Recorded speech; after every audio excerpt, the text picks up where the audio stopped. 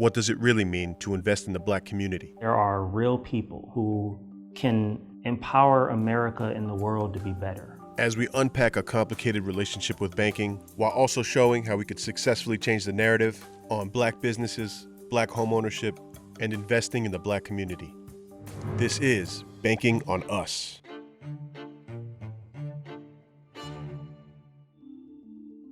On June 30th, 2020, Netflix decided it would take $100 million and invest it directly into Black-owned financial institutions. My name is Aaron Mitchell. I am from New Haven, Connecticut, and I lead HR for Netflix Animation Studios. April 16th, I was hosting a networking dinner. You know, Netflix is, I'd say, pretty famous at this point for its culture because it's a company that invites entrepreneurial thinking and then gives people the actual tools to do that. We had put together these dinners to bring together leaders from underrepresented groups with our executives. And so somebody on that dinner was like, hey, how do we get corporations to move their money into Black banks? And that was sort of the light bulb moment for me where I was like, I don't know, but I'm gonna ask. So a couple weeks later, I asked our CFO. He's like, look into it, do some research. I did some research, put together a proposal. That was May 22nd when I finished that proposal. And then May 25th, George Floyd was murdered.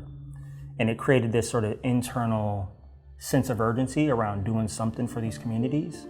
I had looked up a number of Black banks. There were 19 in the country. I'm like, cool. Bill Bynum was the first person that we spoke to. I'm Bill Bynum. I'm the CEO of Hope Credit Union.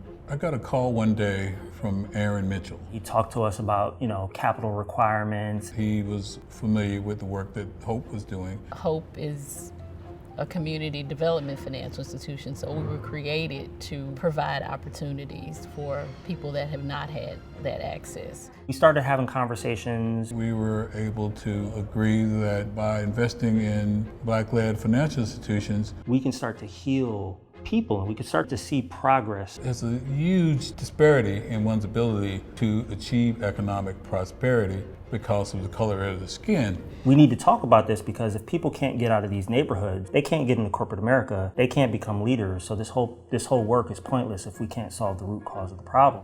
Let's stop for a second and dive deeper into this.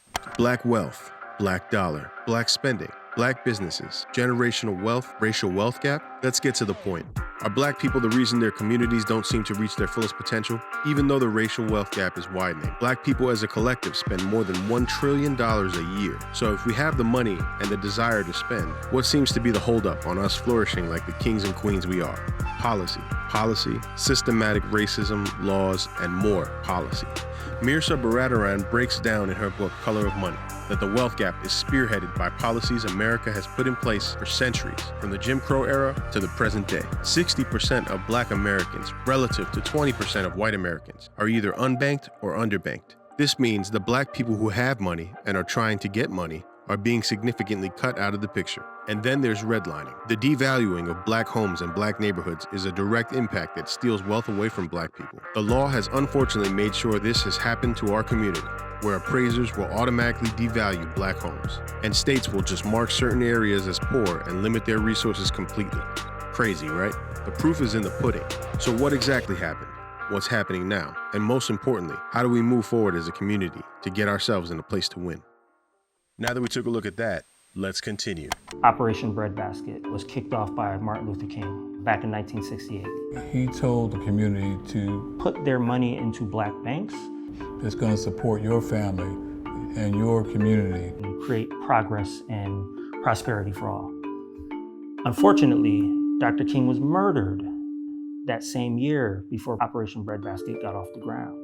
This is one of many viable paths forward to start righting these wrongs. And maybe at some point, for my kids, or maybe even in my lifetime, we can see a version of this that we're comfortable with. We as a community need to embrace the work that Dr. King gave his life for. We meant to show the rest of corporate America what's possible. To be a homeowner and a person of color is one of the greatest milestones that you can ever achieve. It's almost undescribable.